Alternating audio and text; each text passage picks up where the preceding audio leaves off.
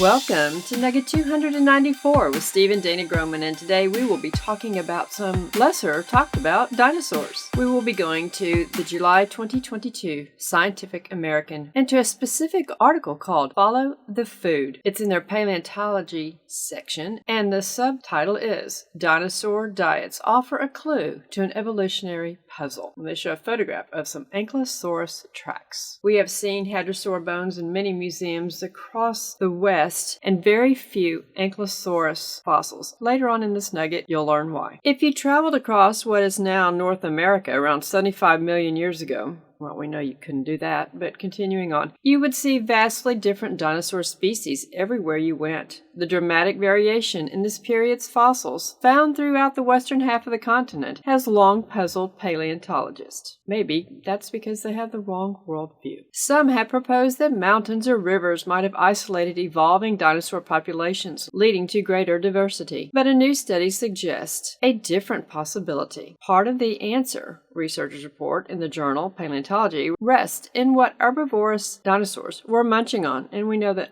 all dinosaurs were vegetarians before the flood. Paleontologists can investigate dinosaur diets by looking at geochemical isotopes, versions of elements with different numbers of neutrons found in fossilized bones. As herbivores, dinosaurs digested ferns and conifers. For example, isotopes of oxygen, carbon, and strontium from those plants accumulated in different proportions. Researchers have identified the distinct ratios associated with each plant type and the locations where it grew. Measuring the isotopes in dinosaur bones can tell experts not only what these animals ate, but where they ventured for food. And isn't it interesting? It is confirmed that they ate plants. In the new study, Carleton University paleontologist Thomas Cullen and his colleagues looked at the horned ceratopsids, armored ankylosaurs, and duck-billed hadrosaurs of southern Alberta's Oldman Formation. Horned and armored dinosaurs walked on all fours with their heads near the ground, and isotope ratios show these dinosaurs ate low-growing plants in a relatively limited geographic area. Well, wouldn't that only make sense if your head was close to the ground? But the duck-billed dinosaurs, Cullen and co-authors found, could reach higher foliage in the trees and fed on a broader range of plants. And these animals ranged as far as 100 kilometers in search of sustenance. If horned and armed dinosaurs foraged only in relatively constrained areas, such dietary restrictions might have helped drive the evolution of their many new species in each habitat, whereas duck-billed species, whose individuals had broader geographic ranges, show far less variation. This study is an example of how the use of geochemical and high-precision analytical techniques continues to allow paleontologists to make significant interpretations of ecology and biology of ancient ecosystems. Such work could offer new insights into dinosaur species distribution 75 million years ago, says Andrew Fark, a curator at the Raymond A. Alf Museum of Paleontology in Claremont, California. I would bet the diet of hadrosaurs probably relates to the broad distribution of their species, he adds. Don't people eat different foods in different regions of the state, country, and world depending on what there is to eat in that area? On one of our visits to the Museum of the Rockies in Bozeman, Montana, we saw this. Ankylosaurus, an armored dinosaur. The best specimen of Ankylosaurus was found by Barnum Brown of the American Museum of Natural History in New York. It was found in Montana in 1910. Only parts and pieces of this animal have been found since. So there's your answer why there's very few Ankylosaurus dinosaur bones on display in museums. But there are a lot of hadrosaur bones on display, and we have presented some of those in this nugget. If you appreciate our content, tell others and repost on your social platforms. Thank you!